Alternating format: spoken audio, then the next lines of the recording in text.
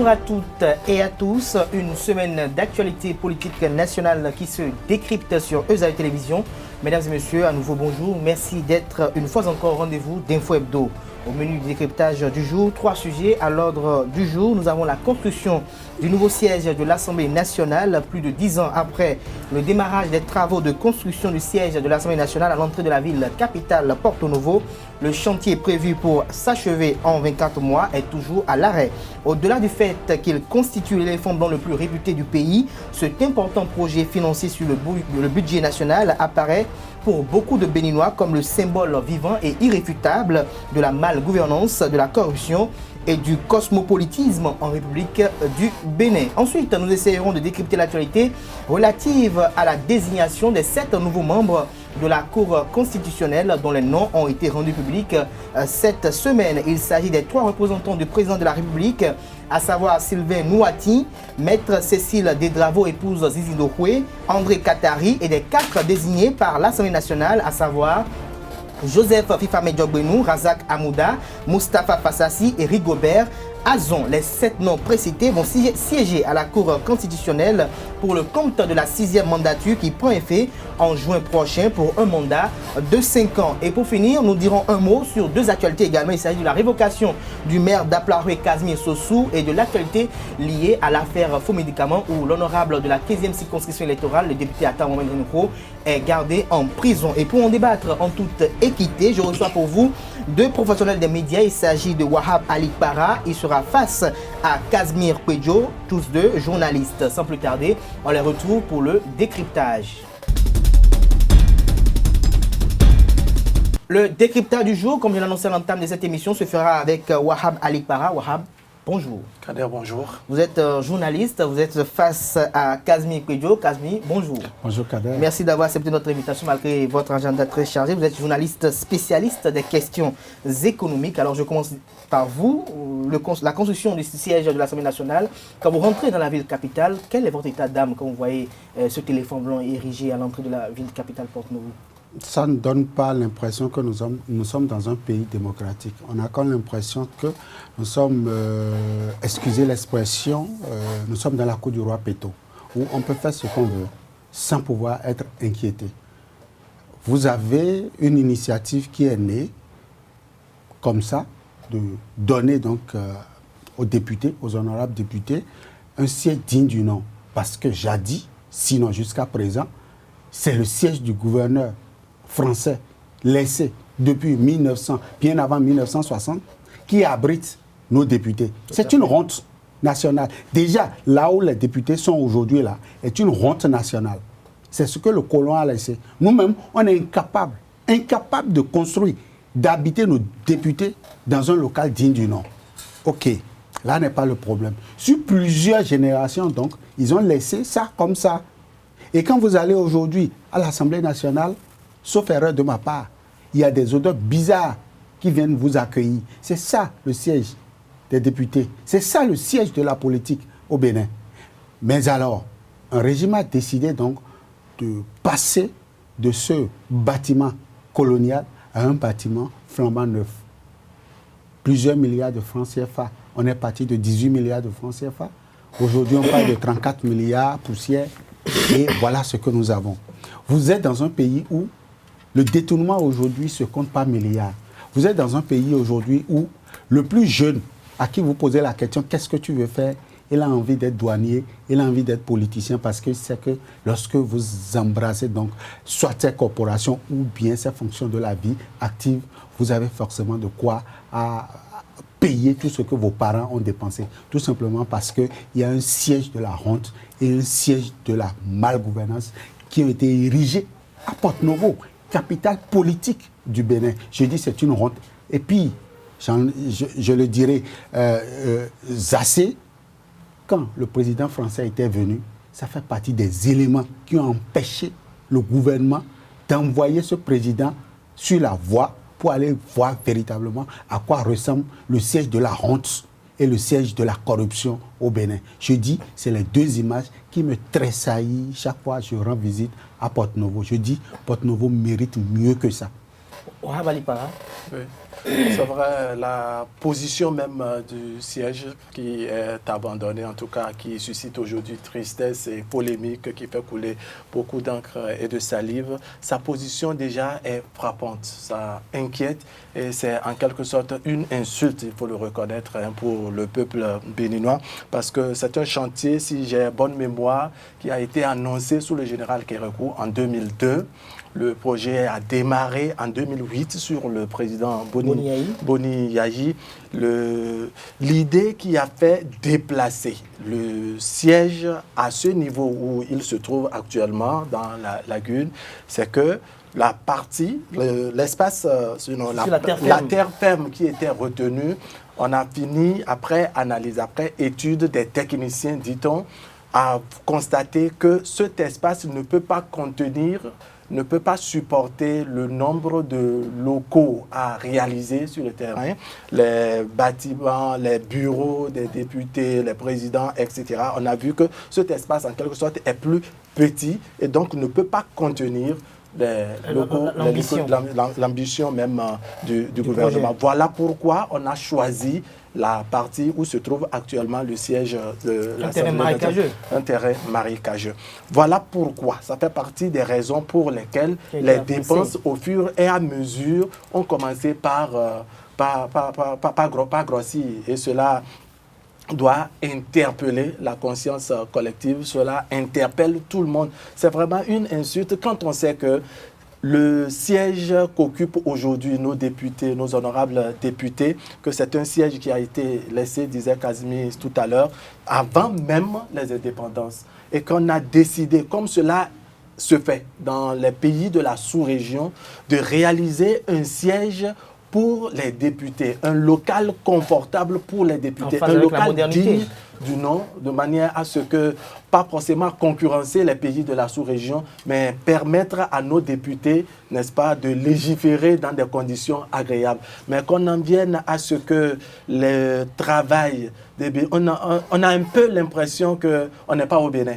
On a également l'impression que il n'y a pas suffisamment d'intelligents au Bénin pour que le choix puisse se faire à ce niveau, que le travail puisse, en fait, on puisse laisser s'évaporer des milliards dans l'eau de la lagune de Porto Novo. En vérité, il y a mal donne à ce niveau-là. Il y a mal donne à ce niveau, Casimir Péjou, mais à qui revient la responsabilité? Qui a permis cela?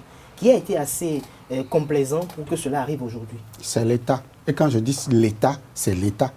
L'État dans sa composante. Vous avez dit que c'est Boni Yayi, puisque beaucoup de gens disent que c'est Boni Yayi qui a encouragé cela, parce que c'était sous son mandat, c'était le président de la République à l'époque. Qui était l'ordonnateur? Mais est-ce que Boni Yayi doit aller au-delà de ces pères de famille, de ces députés qui ont pris des contrats mais qui n'ont pas honoré? Monsieur le journaliste, figurez-vous que c'est Boni Yayi et son ministre des Finances qui ont été ordonnateurs du budget en 2008, quand le siège a commencé. Ce n'est pas le général Mathieu Kérékou. Et mieux, avant la réalisation d'un ouvrage de cette envergure, il y a ce qu'on appelle l'étude d'impact et l'étude environnementale. Si véritablement une étude a été faite, on ne devrait pas assister à cette surfacturation, à cette facturation exagérée du bâtiment, enfin, de l'ouvrage. Et je dis, c'est l'État en ce sens que, et député, et exécutif, et même maître d'ouvrage délégué, et même la population, que dis-je, même la commune de Porto Novo, tout le monde est responsable. Parce qu'ils ne peuvent pas me dire que lorsque les travaux évoluaient, on ne voyait pas. On passe presque 2 fois par jour, la population de Porto Novo emprunte le tronçon là. Ils voient, mais personne n'a jamais dénoncé. Ou du moins, ce qui était fait, c'est de voir Boni Yayi, le constructeur, Boni Yayi, le bienfaisant, Boni Yayi, le développeur. Et sous Boisseau, c'est les députés, enfin, c'est les entreprises adjudicataires qui faisaient la malgouvernance. Il y a des choses horribles qu'on a entendues dans le rapport qui ne présagent même pas de la construction d'un poulailler. Les entreprises qui ont géré ce projet, au regard de ce que le rapport a dit, on ne peut jamais leur confier la construction d'un poulailler au Bénin. Ce n'est pas des entreprises, ça. Ça, il faut avoir le courage de le dire. Comment se fait-il qu'on peut assister à un bâtiment R+, où la fondation ne tient pas, où le socle même sur lequel le bâtiment va se reposer posait déjà de problèmes. Vous êtes dans une zone marécageuse. Et donc, vous devez aller au fin fond du sous-sol. Il y a l'étude du sous-sol qui se fait. Rien de ça aujourd'hui, aucun document n'est disponible. Mais c'est ahurissant. Et vous voulez que ces entreprises-là construisent des bâtiments au Bénin, ça pose un problème. Donc, je dis, tous ceux qui ont passé ce marché doivent passer devant la justice pour répondre de leurs actes. Parce que, figurez-vous, vous l'avez dit à l'entame dans votre introduction, c'est mon argent, c'est votre argent, c'est son argent, c'est l'argent de nous tous. C'est construit sur le budget national. C'est le budget national en 2008. Et nous allons payer, nos enfants vont payer ça. Ils vont payer cher ça. Et donc, je ne peux pas me taire pendant qu'on est en train de gaspiller les ressources devant donc servir à réhabiliter ce que j'ai de cher. Donc, je dis, c'est l'État, mais aussi c'est les collectivités locales et aussi la population de Porto-Novo. Et je dis, lorsque la population tout le temps passe son temps à se désintéresser à ce genre de trucs, à marcher dans les rues de Porto-Novo pour soutenir donc les actions du président Boni Yayi, je dis, voilà les conséquences. Aujourd'hui, on parlera de Porto-Novo, on parlera donc de cet éléphant. Je ne sais pas quelle couleur l'éléphant a pris à la berge lagunaire donc de l'Ouémé, si c'est éléphant blanc ou éléphant noir, je ne sais pas comment il faut l'appeler. Mais ce que je retiens, c'est qu'au regard du rapport qui a été déposé, c'est un éléphant qui serait rasé malgré sa tonne, malgré le poids que cet éléphant pèse aujourd'hui, financièrement parlant. Malheureusement, on va raser tout ça et on ira faire autre chose. Peut-être on va permettre aux bonnes dames de Porto-Novo ou de Semenkoji d'aller faire donc de marécage dans la zone. Cela pourrait même profiter mieux donc à la population, l'espace occupé donc par ce siège de la honte et du désespoir au niveau donc de mon pays. Alors, siège de la honte, a dit tout à l'heure Casimir Pécho, je m'aimerais vous poser la question de savoir, beaucoup de gens mettent en exergue dans ce projet de construction du siège de l'Assemblée nationale, on dit que Boni Yayi est le responsable. On veut régler aussi des comptes politiques à Boni Yayi, comme quoi c'est lui l'auteur de cette mauvaise gestion. Mais est-ce que quelque part, nous-mêmes, en tant qu'acteurs politiques, ou bien nous-mêmes, peut-être en tant que citoyens, nous ne devons pas avoir une part de responsabilité reprochée? Parce que si le chef de l'État a lancé le projet et que des députés qui doivent siéger dans ce Parlement demain ont pris des marchés et ne l'ont pas honoré, est-ce que ça relève de la responsabilité du chef de l'État en réalité? Bon, je voudrais qu'on soit un peu méfiant dans les termes que nous utilisons et qu'on puisse dire, n'est-ce pas, que ce n'est pas à nous de désigner de façon aussi directe et péremptoire qui est auteur ou qui ne l'est pas. Mais toujours est-il que c'est sous le gouvernement, sous le régime du président Yayi que le projet a été lancé. L'ordonnateur disait Casimir Pécho, c'est le gouvernement du président Boni Yayi. Mais je voudrais qu'on soit un peu méfiant. Il y a que parmi les maîtres d'ouvrage délégués, il y a des nationaux. Il y a des nationaux. Je ne sais pas s'il y a d'autres nationalités, d'autres ouvriers, d'autres nationalités qui ont gagné des marchés sur ce terrain. Par conséquent, le travail qui sera fait, le travail qui doit être fait, devrait être bien fait par les Béninois. S'ils ont choisi orienter le travail autrement, mal le faire et encaisser les sous, naturellement, il faudrait tirer les oreilles, il faudrait tirer les conséquences et sanctionner ces personnes. Je ne voudrais pas qu'on soit aussi précipité pour dire que cela incombe à Boni Yayi, cela incombe à Boni Yayi, encore que ce n'est pas Boni Yayi, ce n'est pas la personne de Boni Yayi qui allait creuser les fondations, ce n'est pas la personne. Et je ne voudrais pas forcément jouer les défenseurs de Boni Yayi, mais je voudrais qu'on soit juste objectif, n'est-ce pas, dans les analyses que nous faisons pour ne pas, de notre position, je dirais, de journaliste, certes, d'observateur de la vie politique nationale, que ce ne soit pas à nous, n'est-ce pas, de dire c'est telle personne qui est responsable. Cependant, s'il y a des députés encore tapis à l'Assemblée nationale qui ont gagné des marchés, il va falloir, s'ils estiment que ce sont de fausses accusations, qu'on a divulgué leur nom sur les chaînes de télévision, les chaînes de radio, sur les réseaux sociaux, et que ce sont de fausses accusations, je crois que sur ces mêmes réseaux sociaux, sur ces chaînes de télévision, n'est-ce pas, ils seront les bienvenus, ces députés. Ils seront les bienvenus pour apporter leur part de vérité, apporter l'éclairage nécessaire pour permettre à l'opinion publique nationale et pourquoi pas internationale de savoir que s'est-il passé exactement au niveau du siège de l'Assemblée nationale où on voit s'évaporer, je répète, on voit s'évaporer des milliards. Le Conseil des ministres de la dernière fois a permis de dire que ce qui est actuellement décaissé, s'élève à 22 milliards 664 millions 19 976 francs. Vous voyez que si l'argent du contribuable béninois est investi et qu'à la fin, le rapport d'audit est hésitant, on hésite, est-ce que c'est sécurisant et sécurisé de poursuivre les travaux, d'habiter ce local qui est réalisé? Par conséquent, si on hésite et que c'est retenu qu'il faut raser le bâtiment et qu'il faut le laisser, il faut l'abandonner, ça veut dire que 22 milliards, sinon plus de 22 milliards, n'est-ce pas, ont été jetés dans la lagune de la capitale politique du Bénin. Voilà, mais tout à l'heure, parler du Conseil des ministres dernier qui s'est penché sur la question, et le ministre Garde des Sceaux, lors du Conseil, a quand même annoncé que des poursuites judiciaires seront engagées à l'encontre des sociétés qui ont pris des marchés qui n'ont pas exécuté, et que des audits se poursuivront davantage pour essayer quand même d'élucider ce gouffre financier. Est-ce que, à votre avis, parce qu'il y a eu quand même des inquiétudes déjà depuis mercredi, d'aucuns pensent que la plupart des députés qui ont eu à prendre des marchés dans ce projet se sont réunis dans le BMP, que d'aucuns définissent le bloc des marchés publics ou bloc de la marché présidentielle, ou quoi autre nom on lui donne, mais on estime qu'il n'y aura pas une équité dans cette lutte contre les fossoyeurs des deniers publics.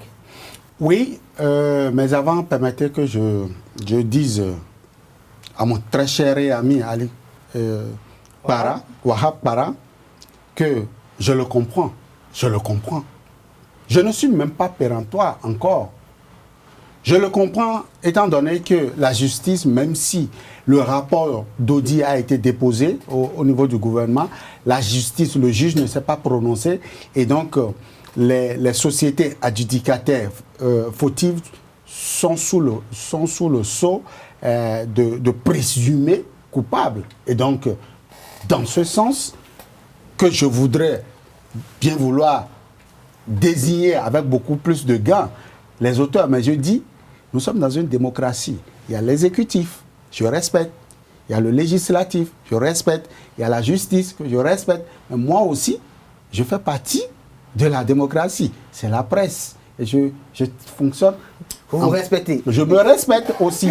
Et donc, en la matière, la justice serait en train de faire son travail, mais n'empêche que moi, journaliste, faisant partie du 4e pouvoir et jouissant de toutes mes facultés, que je puisse dire, c'est une honte, et que je situe les responsabilités, parce que selon la source que j'ai, le Conseil des ministres et l'Assemblée nationale, 22 milliards de francs CFA ont été engloutis dans du n'importe quoi à l'Assemblée nationale. Et que quand le juge va rendre sa décision, ça ne va que entériner ce que j'aurais dit sur votre plateau. Et donc, le juge peut être en train de faire son affaire, et le journaliste également trouve également dans ce même dossier sa partie. Et donc, je suis assis confortablement donc, dans mon sujet, et je dis, oui, il y a des gens qui ont détourné, qui ont mal géré, et leur nom s'appelle Boni Yayi, et son ministre de l'économie et des finances, qui est l'ordonnateur. Il s'appelle Noundé Bessi, ministre de l'environnement en son temps, qui également a géré ce dossier. Le ministre de l'économie. Le ministre de l'économie. En son temps, j'oxy donc entre deux ministres que je ne maîtrise pas très bien, parce que le gouvernement Souyaï, ça allait donc de gauche à droite, ça se remaniait presque tous les jours, et donc il est un peu difficile de pouvoir situer quel est véritablement le ministre. Mais ce dont je suis sûr que c'est eux qui ont conduit, qui ont piloté le dossier, il s'appelle Boni Yayi, il s'appelle Agentier national, et il s'appelle Noundé Bessi, ministre de l'Environnement, côté exécutif. Côté législatif, c'est les députés adjudicataires. On peut également les citer. Alors, partant de ce principe, est-ce qu'aujourd'hui, il y a objet à s'inquiéter? Non, moi, personnellement, je n'ai pas d'inquiétude. Lorsque j'ai vu dans ce pays Un certain Sébastien Germain Adjavon, soutenu Patrice Talon, il est venu, ils ont cassé leur lien d'amitié. Et on en est là aujourd'hui. Un autre, il s'appelle directeur général du Conseil national des chargeurs du Bénin. Vous le connaissez, le bélier, celui qui a donné le bélier au candidat Patrice Talon, lui-même impliqué dans un dossier. On l'a envoyé. Antoine Dayori. On l'a envoyé devant la justice. Et la mère de ses enfants également a subi le même sort. Enfin, a failli aussi mordre à la poussière. Après lui, il y a un honorable que je respecte, Atao Renuro, également épinglé dans un dossier. Patatras, justice, il est là où il est. Je dis, ok, BMP non, il y a des députés qui soutiennent l'action du chef de l'État. Je veux voir les BMP également, dans ce dossier-là, être inquiétés. Donc moi je dis, pour la gouvernance actuelle, sous la rupture, je n'ai aucune inquiétude à penser qu'un jour, enfin, je ne sais pas s'il pourra le faire, mais Djokbenou va transmettre donc à qui de droit les dossiers afin que véritablement justice soit rendue. Mais moi je sais, je suis confiant que ces députés qui sont allés se cacher dans cette affaire de BMP, bureau de la majorité présidentielle. Pourquoi vous qualifiez d'affaire? C'est un bloc de la majorité parlementaire. Oui, que je respecte. Que je respecte. Un peu comme ce bloc de la rupture que je respectais, qui aujourd'hui a été fragilisé et certains membres sont là où ils sont. Je ne dis pas que c'est bon, mais je dis non, la gouvernance actuelle me donne des raisons à croire que ce dossier ne va pas faire flop, que ce dossier ne serait pas un moyen de pression un moyen donc de la chasse aux sorcières, mais que ce serait véritablement, même si la procédure judiciaire parfois pêche par excès de professionnalisme au niveau donc de la justice, j'ose croire que véritablement cette histoire de BMP également sera face bientôt à la justice pour que ceux qui ont mangé à tort ou à travers, parce que j'ai appris également qu'il y a des entreprises qui ont sous-traité ce chantier, qui n'ont pas été bien payés et qui ont menacé de saisir le bâtiment. Je ne sais pas par quel constat d'huissier, par quelle alchimie vont saisir un bâtiment qui est donc dans cet état.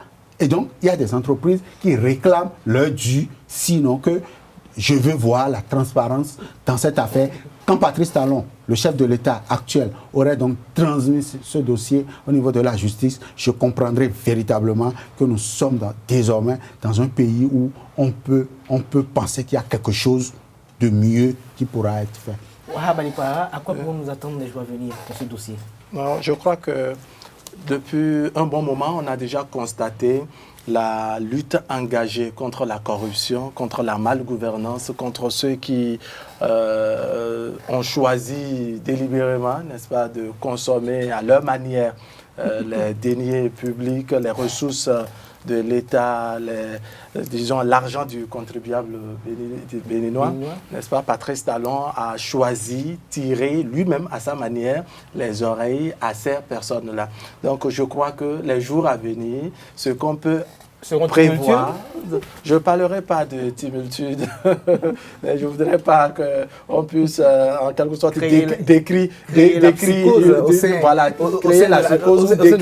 ou décrire une forme de brutalité. Non, je ne voudrais pas qu'on rentre dans des imaginations excessives, mais il faut tout de même dire que partant du constat selon lequel le président de la République, depuis un certain moment, a décidé d'engager la lutte contre la corruption, contre les fossoyeurs de l'État, les consommateurs, je dirais, des deniers publics, n'est-ce pas? On peut s'attendre à ce que très prochainement, tous ceux qui, que ce soit à l'Assemblée nationale, que ce soit dans des directions sous tutelle des ministères, à l'intérieur des ministères, etc., tous ceux-là qui seront impliqués dans ce dossier de construction du siège de l'Assemblée nationale, on peut s'attendre à ce que très prochainement, on puisse les extraire de leur coin. Certes, ce ne serait pas une opération facile parce que si on prend d'abord le cas des députés, on va commencer par nous dire qu'il faut procéder à l'opération de levée d'humilité de X ou de Y impliqués dans le dossier. Et puis là, ce serait des tractations où on va nous tourner en quelque sorte Je pense que le mandat finit bientôt, on pourra les choper. Voilà, et qu'il faudrait qu'on soit attentif, vigilant, et que le chef de l'État vraiment puisse pousser loin ce dossier et extraire toutes les personnes impliquées dans le dossier. C'est en ce moment qu'on comprendra que la lutte contre la corruption n'est pas une opération sélective, parce que le gouvernement est déjà taxé, sinon le chef de l'État est taxé de faire une lutte contre la corruption, une lutte sélective, c'est-à-dire qu'on sélectionne des gens qui ne sont pas... Je pense que le cas d'espèce, la ruse et la rage vont revenir pour quand même... essayer de créer la psychose. Voilà, donc je disais qu'on taxe le gouvernement, n'est-ce pas, de faire une lutte sélective en ce qui concerne la lutte contre la corruption, de tirer seulement ou de persécuter uniquement ceux-là qui ne partagent pas les mêmes idées, la même vision que le gouvernement en place, et que c'est seulement ces personnes qui sont tiraillées de gauche à droite. Il va falloir que le premier coq qui chante « Je soutiens Patrice Talon », mais qui est impliqué dans l'opération de construction du siège de l'Assemblée nationale, qu'on puisse commencer, n'est-ce pas, par écouter ce coq qui a chanté, qu'on puisse le mettre là où il faut le mettre et qu'il réponde de ses actes. Ils sont nombreux les griots aujourd'hui. Il n'y a pas de souci.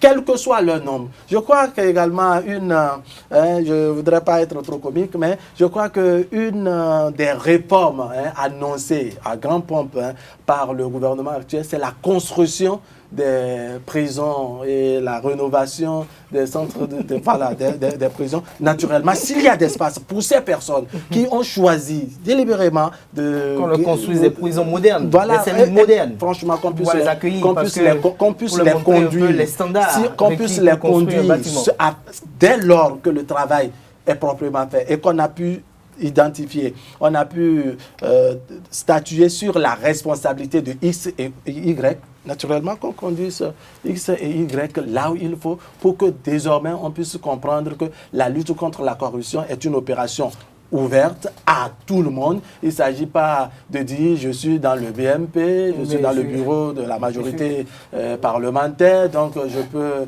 me targuer de ce manteau et être à l'aise, et que c'est seulement ceux qui n'ont pas la couverture de l'immunité parlementaire, en tout cas qui n'ont pas la couverture de l'immunité, qui peuvent s'inquiéter. Même le fait de dire même que c'est sélectif, c'est que quand même on est quand même impliqué, mais on estime qu'on n'est pas, on est les seuls à être indexés. Oui, bon. Je pense que nous espérons peut-être que le régime actuel va peut-être effectuer les choses en toute objectivité. En toute objectivité. Pour essayer quand même d'arrêter fouiller partout et nous faire sortir. Sinon je pense que Patrice Talon a le courage. Et je pense que voilà. La ruse et la rage seront mises en exergue quand même pour essayer quand même d'affronter peut-être ceux qui pensent être des diplodocus de la classe politique nationale et qui pensent que peut-être ils ne peuvent pas être touchés en fonction de leur rang politique ou en fonction peut-être de leur poids sur l'électorat politique, encore qu'il y a des élections qui s'approchent aujourd'hui. Je pense que le président Patrice Talon, avec l'appareil judiciaire, pourront quand même mettre de côté tout cela pour que le peuple béninois puisse quand même éprouver demain un ouf de soulagement, mais que les différents députés qui sont impliqués dans cette affaire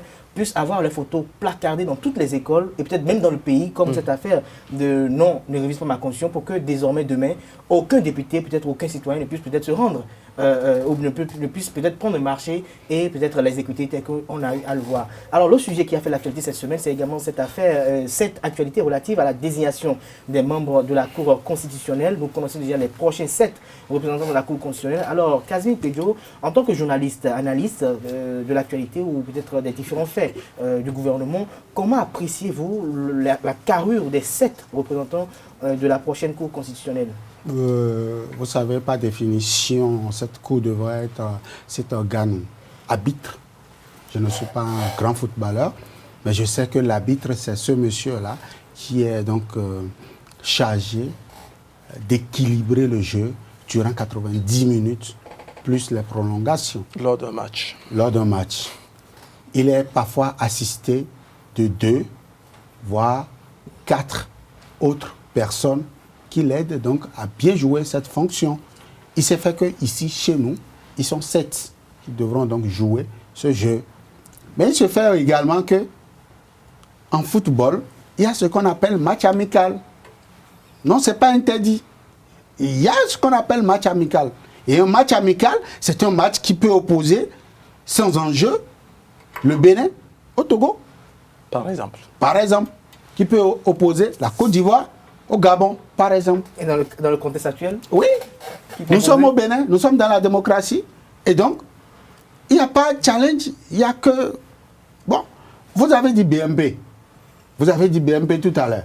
Ou bien, j'ai dit la démocratie, c'est l'exécutif, c'est le législatif, c'est la justice. Et nous autres, presse. C'est 4. Bon, le législatif, le peuple dit non, je ne peux pas te remettre tous mes œufs. Je ne peux pas te remettre tous mes œufs. Je te remets tous mes œufs et tu prends le panier, tu vas casser ça. Mais moi, je suis en paix. Pour ça, je te remets une partie de mes œufs, plus de la moitié. L'autre partie, je les remets aux députés, c'est-à-dire le législatif, qui légifère, qui donc rend compte donc de la loi, établit donc le cadre légal pour la gouvernance. Et l'autre partie, je remets ça à la justice, qui me joue le rôle d'équité et parfois d'équilibre. Et la presse pour veiller au grain.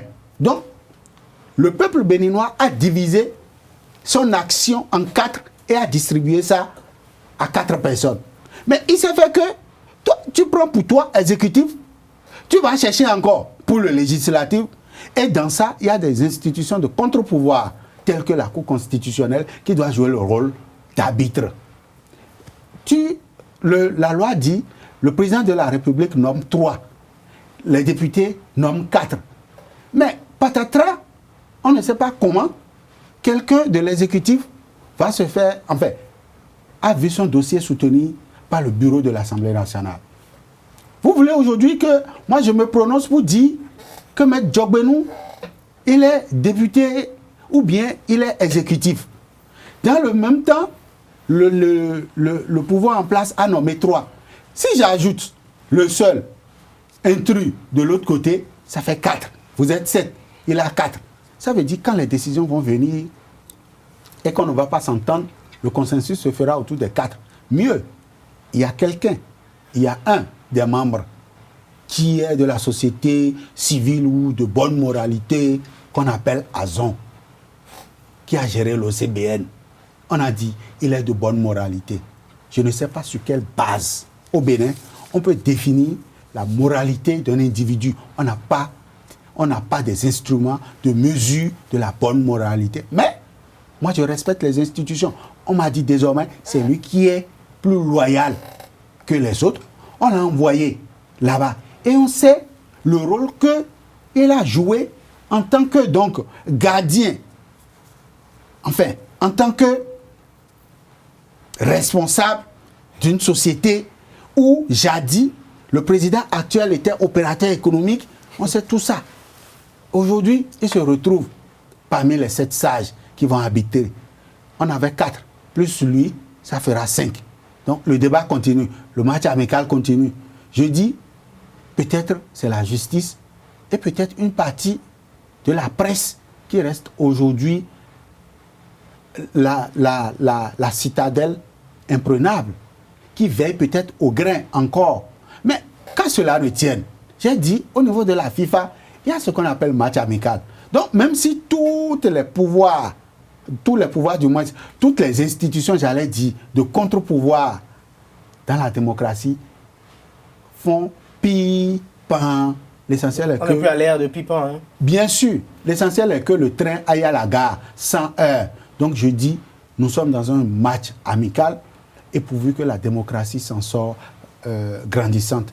Et j'en aurais terminé lorsque je dirais, lorsque vous avez des institutions véritablement de contre-pouvoir et que vous déposez des dossiers à l'international, ce n'est pas la politique qui gagne, mais c'est l'économie. C'est l'investisseur qui veut venir chez vous quand il voit la carrure des débats, quand il voit la liberté que votre presse a à traiter des sujets, quand il voit la liberté que la justice a à rendre des décisions, quand il voit les institutions de contre-pouvoir fonctionner telles que nous avons vu par le passé, je crois que vous avez l'onction des partenaires techniques et financiers. Donc, ne travaillons pas pour ternir l'image du Bénin, mais travaillons pour gagner davantage. Je ne doute pas un seul instant de la probité des 7 sages, notamment de celui aujourd'hui sur qui tous les projecteurs sont braqués pour peut-être diriger cette institution. Je ne veux pas le nommer parce que les tractations sont en cours, mais je dis, je ne doute pas de sa probité.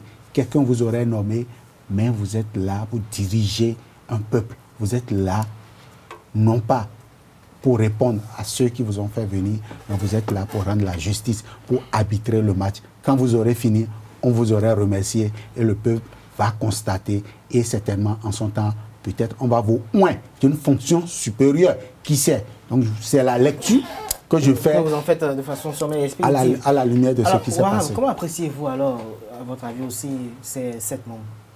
Bon, moi je pense que ces 7 membres sont les bienvenus, n'est-ce pas, au niveau de la Cour constitutionnelle.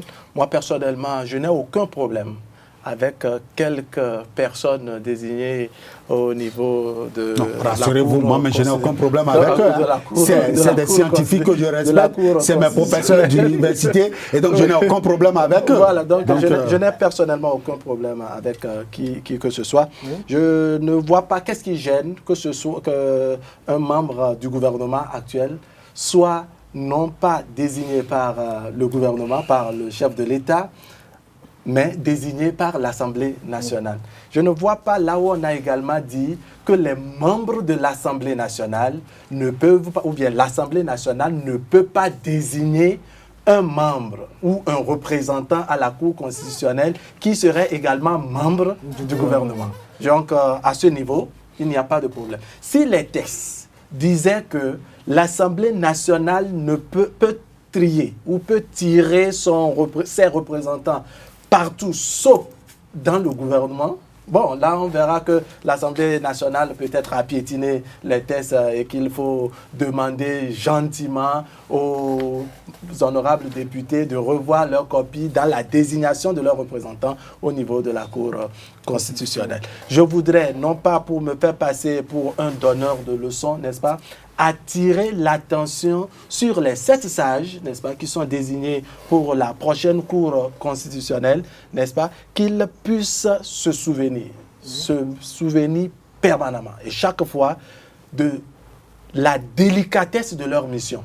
La Cour Olo, qui va partir bientôt, n'a pas démérité. C'est en quelque sorte un mandat qui s'achève. Et c'est une cour qui, n'oublions pas, a géré déjà des élections.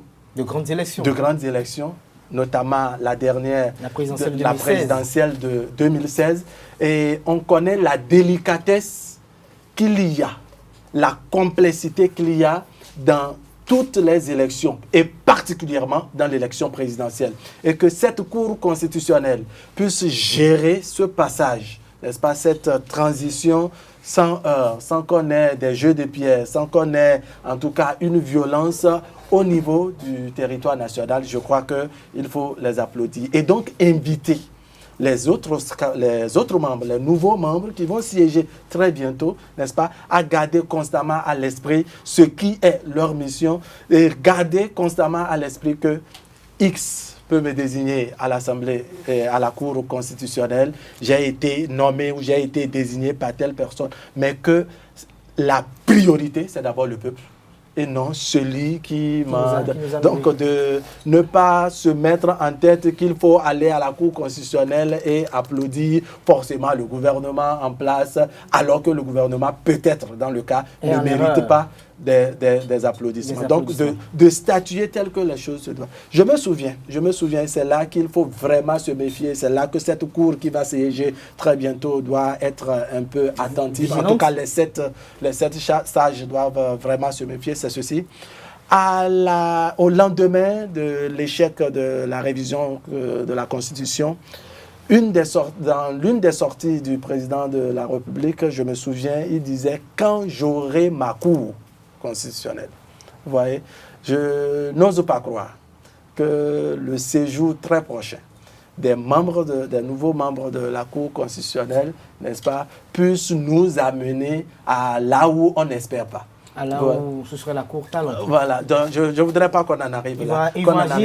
Voilà pourquoi, en préambule, je disais que les 7 sages qui sont désignés à la Cour constitutionnelle, qui jouissent d'un parcours quasiment exceptionnel, oui, c'est vrai, on parlait tout à l'heure du séjour à l'OCBN de Rigobert Azon, mais je crois que c'est tout de même un citoyen béninois qui a fait ses preuves. C'est l'appréciation de chacun c'est l'appréciation de ses collaborateurs à l'OCBN ainsi que d'autres personnes qui est interprété. Et quand on sait que nul n'est prophète. Voilà, et qu'on peut toujours se corriger. Même la Bible dit qu'un homme qui s'est repenti de ses péchés est meilleur que celui qui n'a jamais péché. Et par conséquent, si Rigobert Azon prend conscience, ainsi que les autres collaborateurs, ainsi que les autres membres désignés à la Cour constitutionnelle, de ce que sa mission est de servir le peuple et non servir celui qui l'a désigné ou ceux qui l'ont désigné, je crois que tout ira bien au grand bonheur de tout le peuple béninois. Alors, dernière question avant de passer peut-être aux 2 sujets qui nous restent pour ce soir. Kazimik Nedjo, mais quand les uns et les autres fustigent ou s'insurgent contre la désignation de Joseph Diogounou, je vais être très précis, dans la Cour constitutionnelle, par les tractations qui ont été effectuées pour que Joseph Diogounou se retrouve miraculeusement désigné par l'Assemblée nationale, mais est-ce que quelque part la classe politique, en l'occurrence l'opposition, ne doit pas se reprocher elle-même certaines choses quand on sait que dans le projet de loi portant révision de la Cour constitutionnelle, de la Constitution du 11 décembre 1990, Patrice Talon avait quand même mis un certain nombre de dispositions qui pouvaient quand même ôter au chef de l'État quand même la possibilité de pouvoir désigner les représentants au niveau de certaines institutions, quitte à ce que de faire de ces institutions ses propriétés. Est-ce qu'à ce niveau donné, l'opposition qui avait quand même bloqué l'examen de ce projet à l'époque, on ne doit pas s'en vouloir aujourd'hui que les mêmes choses continuent et que d'ici demain on aura une cour que d'aucuns vont peut-être qualifier d'être une cour à la solde de Patrice Talon parce qu'ils estiment que le fait qu'il y ait Joseph Diogounou qui est un proche de Patrice Talon, comme on sait bien le parcours de l'homme déjà avec Patrice Talon depuis les épisodes de tentative d'empoisonnement, de coup d'État et autres, jusqu'à aujourd'hui à la présidence de la République, quand on sait un peu le parcours de l'homme au côté de Patrice Talon, on peut se dire qu'il peut peut-être être de manière irréfutable reconnaissant envers l'homme. Est-ce qu'aujourd'hui, vous ne voyez pas, à votre avis, que l'opposition doit se reprocher beaucoup de choses?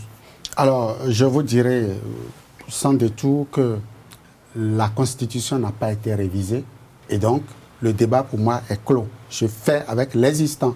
Et donc, avec l'existant, l'opposition n'a rien à se reprocher parce que dans ce débat, l'opposition n'a aucun rôle à jouer. Mais Wahab a évoqué quelque chose tout à l'heure. Est-ce que dans les textes actuels, est-ce qu'il est interdit à l'Assemblée de désigner quelqu'un membre du gouvernement? Non. Alors, donc, partant de ce principe, mais au même moment, la loi n'a jamais interdit à un Béninois de critiquer celui qui a été nommé. La loi n'a pas interdit. Donc, on peut se faire cet exercice. Mais en toute objectivité, donc, vous désirez, mais nous on critique. Nous on va critiquer. Et nous, on est là pour critiquer. Vous êtes là pour critiquer. Et je suis là pour dire que... Non, mais on ne va pas critiquer pour critiquer. Non, aussi. La critique n'est pas de l'injure. Oui. La critique apporte de la lumière à ce qui existe. Peut-être que le chef de l'État n'a pas vu cet aspect de la chose. Et nous allons lui apporter la critique. La critique, je précise, c'est un moyen scientifique qui permet donc aux professeurs, aux scientifiques, d'apporter de la lumière à la démocratie, à la cité. Et donc, partant de ce principe, je dis, comment se fait-il qu'un individu, fût-il bien né, fût-il donc le plus désigné de Dieu, membre de la société civile, président d'organisation non gouvernementale, député élu, ministre de la République, garde des Sceaux, porte-parole du gouvernement, et maintenant membre de la Cour constitutionnelle. Au passage, professeur partout dans ses fonctions aujourd'hui. Mais il est le seul. Non, mais est-ce que vous ne pensez pas que tout le parcours que vous avez cité de l'homme, est-ce que vous ne pensez pas que c'est ce parcours-là, n'est-ce pas, ce parcours élogieux, parce que c'est vous-même qui venez d'énumérer ce parcours. Est-ce que vous ne pensez pas que c'est ce parcours-là qui a inspiré ou bien qui a incité tous ceux qui l'ont désigné? Vous voulez que je rentre dans les détails? Non, pas les détails.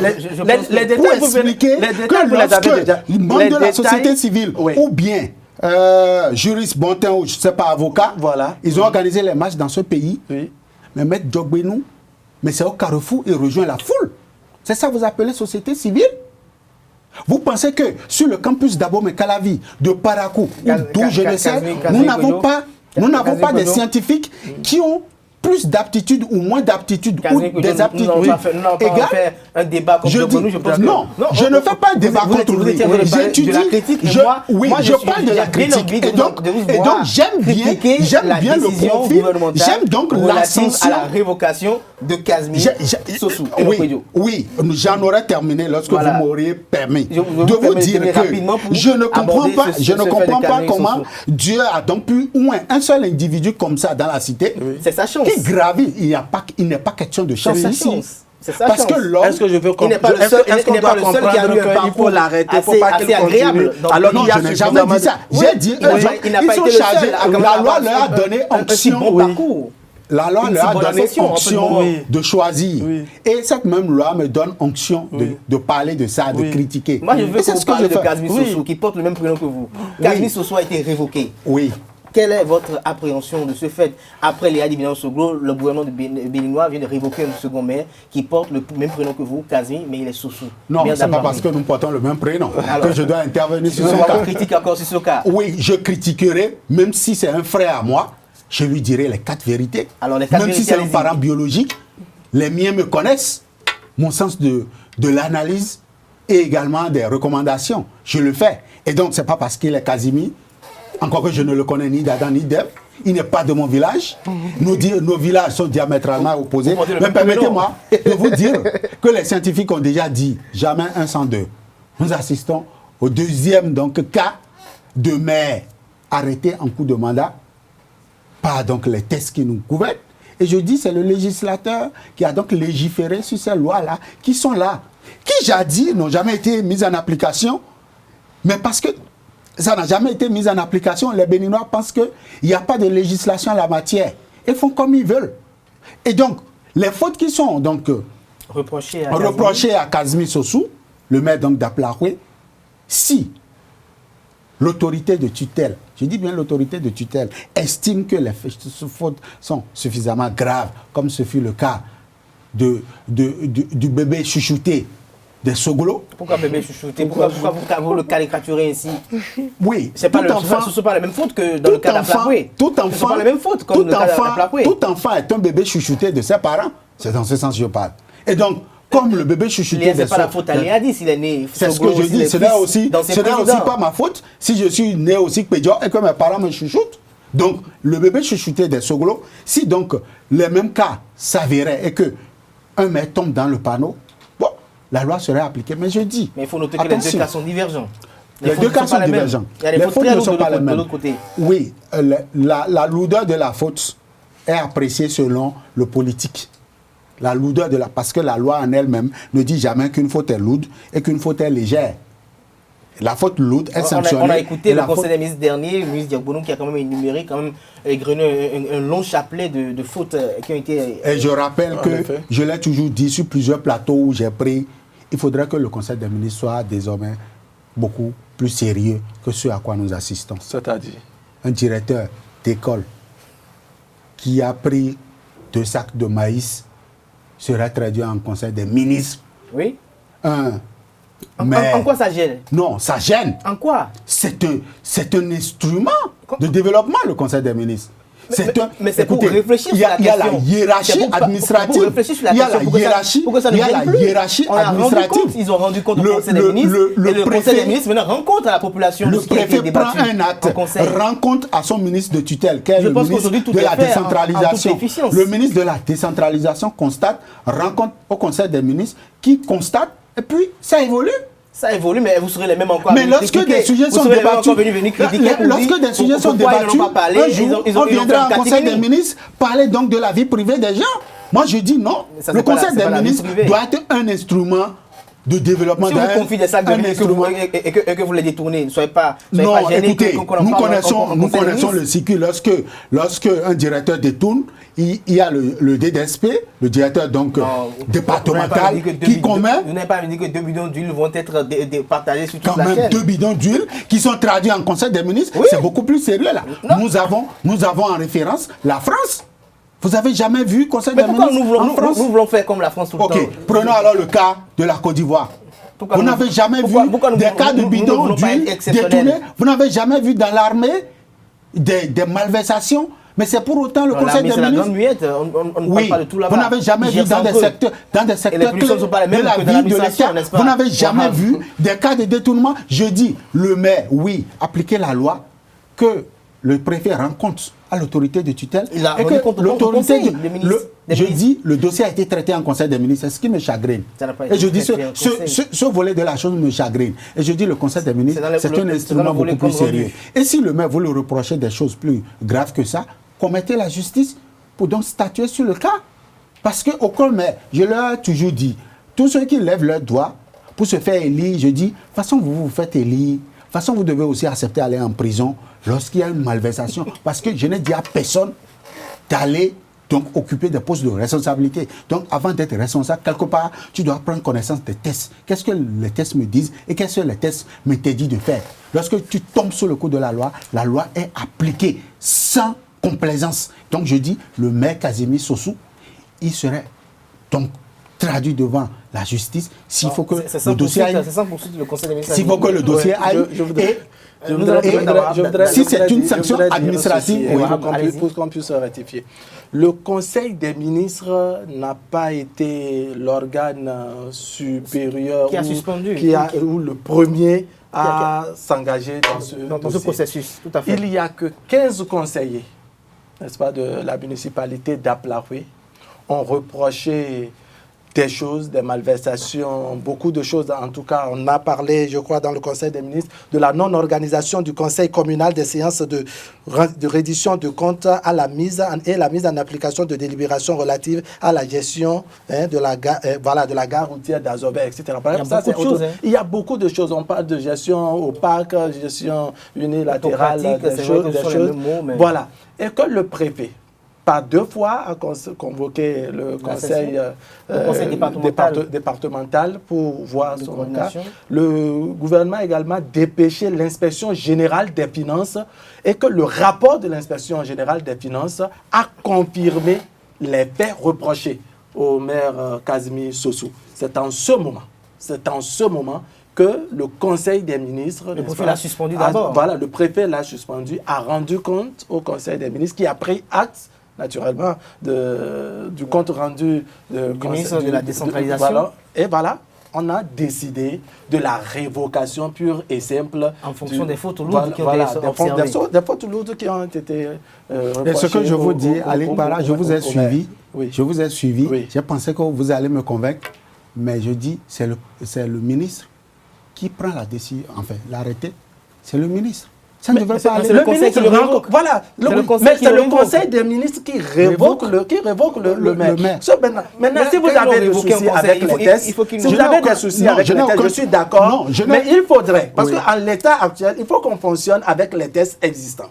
Il faut qu'on fonctionne avec les tests existants. Ce sont ces tests existants qui font que c'est le conseil des ministres, n'est-ce pas, qui révoque qui a rendu compte. Le ministre est un élément, un membre du conseil des ministres. C'est ce que je dis. Donc il a rendu compte et donc au cours de cette rencontre avec les autres ministres, on a décidé, n'est-ce pas, donc de relever, de révoquer le bien sûr. Je dis pour ça, la loi a été claire, a été appliquée, point barre. Voilà. Et la vie continue. D'accord, donc on se rejoint. La vie continue, c'est ce que j'ai dit.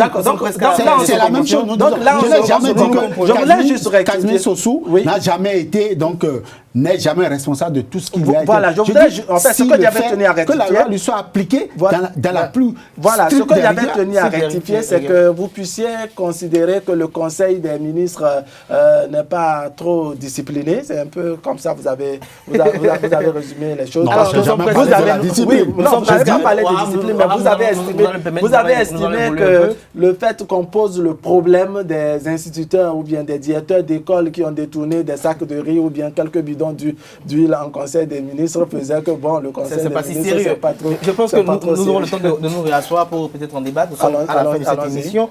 Le dernier sujet, très rapidement, l'affaire Atao. Aujourd'hui, ça vous inspire quoi? Très rapidement, nous sommes à la fin.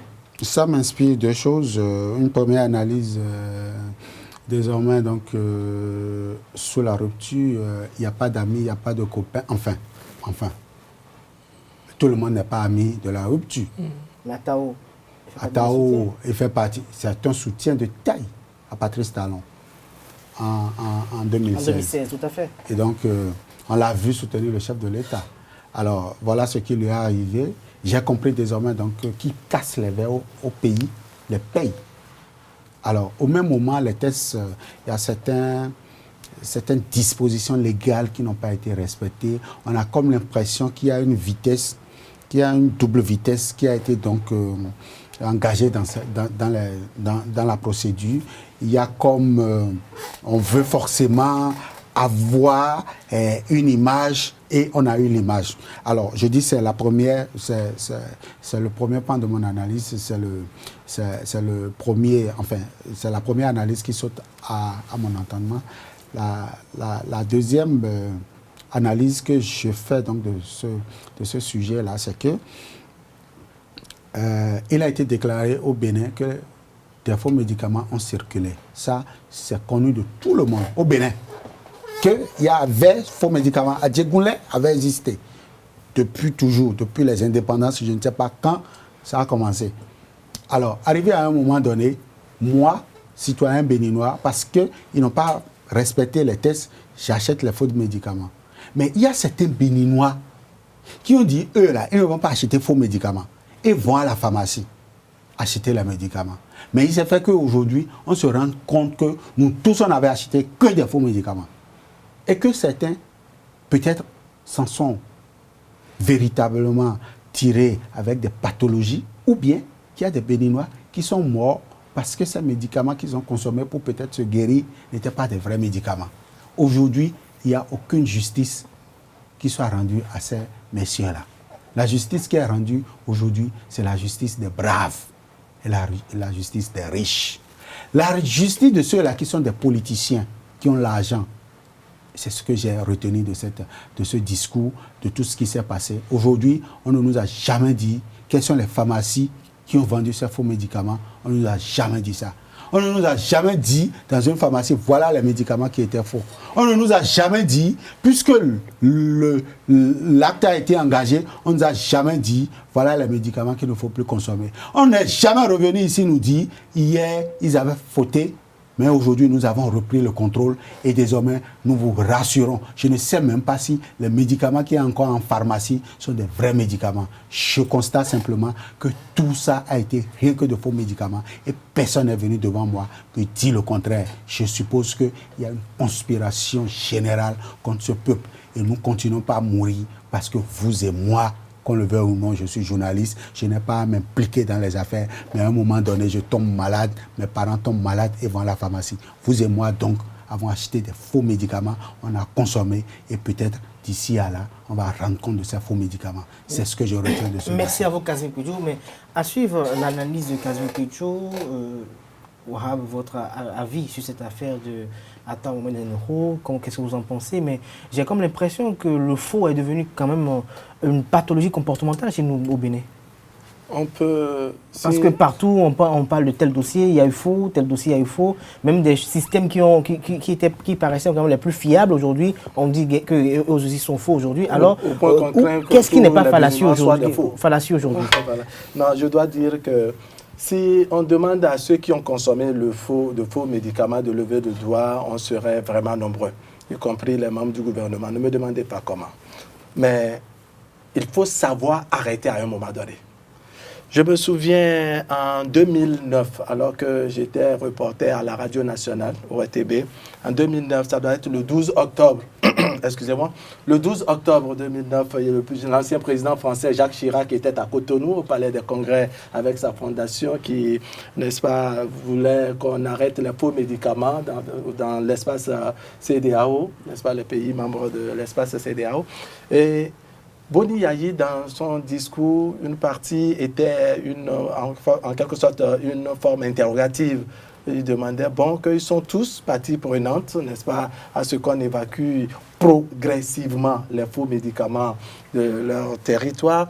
Et dans le même temps, il a demandé, est-ce que les pays européens qui se targuent d'utiliser les faux médicaments sont à même d'utiliser les vrais médicaments, les bons d'utiliser les médicaments. vrais médicaments, n'est-ce pas? En tout cas, les médicaments qui respectent les normes sont à même d'accompagner les pays africains. En tout cas, tous les pays membres qui étaient présents au palais des congrès de Cotonou, est-ce qu'ils étaient capables de les accompagner aussi progressivement? Parce que c'est une question de pouvoir d'achat. Voilà, il n'y a pas eu de réponse convaincante. Moi, ce qui me gêne, c'est qu'on ne puisse pas nous dire clairement, n'est-ce pas, quel est le problème qui se pose concrètement avec les faux médicaments. Naturellement, la réponse, c'est un danger public. On a décidé d'aller nettoyer Adjegoulé, ce qui a été fait.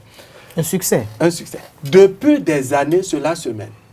Le port de Cotonou, j'allais plutôt dire la douane béninoise, devrons-nous comprendre que la douane béninoise, depuis des années, en tout cas depuis la naissance ou depuis l'installation d'Adjegoulé et les autres kiosques des faux médicaments, n'est-ce pas, que la douane béninoise percevait, n'est-ce pas, des frais douaniers, des frais d'entrée de médicaments sur la douane. Ça veut dire que les performances qu'entre-temps, on nous a dit que la douane a réalisées, il n'y a que les faux médicaments ont contribué à... Excusez-moi toujours, les faux médicaments ont contribué en quelque sorte à grossir, n'est-ce pas, les caisses de la douane pour que les douaniers puissent se dire, bon, cette année, nous avons eu une performance qui s'élève à tel pourcent, contrairement à l'année dernière. Mais c'est qu'on puisse également, sur les réseaux sociaux, nous faire entendre, souhaitant nous faire comprendre, n'est-ce pas, qu'on puisse sur les réseaux sociaux nous faire entendre, souhaitant nous faire comprendre que le problème qui se pose n'est pas un problème de New Sésame, que le chef de l'État a voulu intégrer d'autres partenaires au niveau de New Sésame et que Ataou Henouho aurait refusé. Ce sont les propos de Ataou Henouho. Je voudrais un peu de mots, qu'on puisse se discipliner. Comme je le disais, il faut qu'à un moment donné, on puisse arrêter, n'est-ce pas, la saignée, mais qu'on puisse respecter aussi, n'est-ce pas, les tests. C'est vrai, plutôt que périsse, n'est-ce pas, un individu, en tout cas plutôt que périsse l'État, vaut mieux choisir que périsse peut-être un individu. Mais on ne va pas faire des sacrifices inutiles. Sacrifice inutile, c'est quoi? C'est ne pas respecter les tests pour rien du tout.